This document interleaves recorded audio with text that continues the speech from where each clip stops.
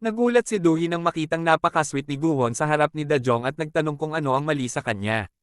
Pagkaalis ni Dajong para tawagan ang doktor, lumabas ang tunay na kulay ni Guwon. Sinabi niya kay Doohee na binigyan na niya ang pulisya ng detalyadong paglalarawan ng salarin. Ang pag-uusap ay lumipat sa tato, at sinubukan ni Doohee na alisin ito. Napagtanto niya na ito ay isang tunay na tato at nagsimulang isaalang-alang ang paggamot sa laser upang alisin ito. Nagmamadaling harangin ni Guwon ang kanyang daan, at patuloy silang nag-aaway. Si Guwon ay nasaktan na gusto niyang tanggalin ang kanyang tato at binigyan siya ng babala. Hinawakan niya ang braso nito at napansin niyang kaya niyang kontrolin ang kapangyarihan ng demonyo nito basta hawak niya ang kamay nito. Sa scuffle, hindi sinasadyang binigyan siya ni Doohee ng isang malakas na sampal. Bumalik siya sa kanyang opisina at nakita si Bakgyu na nagbabasa ng manual ng demonyo.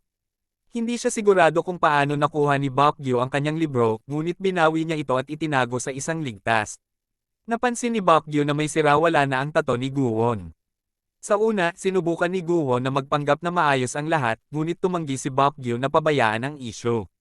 Nagtataka siya kung bakit gusto ni Guwon na gumawa siya ng background check kay Doohee at kung paano nawala ang kapangyarihan ng demonyo. Ang kontrata ay sa isang wrestler, at siya at ang kanyang mga kaibigan ay pumunta sa bayan sa Guwon. Pinipilit nito ang demonyo na umatras at gumawa ng bagong plano. Sa kabilang banda, si Gi Guangchul, killer, ay bumalik sa kanyang pwesto at kinuha ang maskara na suot niya. Nangangahulugan ito na ang detalyadong paglalarawan na ibinigay ni Guwon sa pulisya ay walang silbi. Ang silid ay puno ng mga peking ID at mga larawan ng kanyang mga biktima. May mga larawan din siya ni Doohee na nakapin sa kanyang wall. Huminto ang kanyang may-ari upang tingnan kung okay ang lahat at naakit sa loob. Sa kanilang pag-uusap, nalaman namin na si Guangchul ay nagpapanggap bilang isang artista na nagtatrabaho sa studio. Malamang na pinatay ang may-ari ng bahay sa sandaling makapasok siya sa bahay. Tinapos mo ang video ko.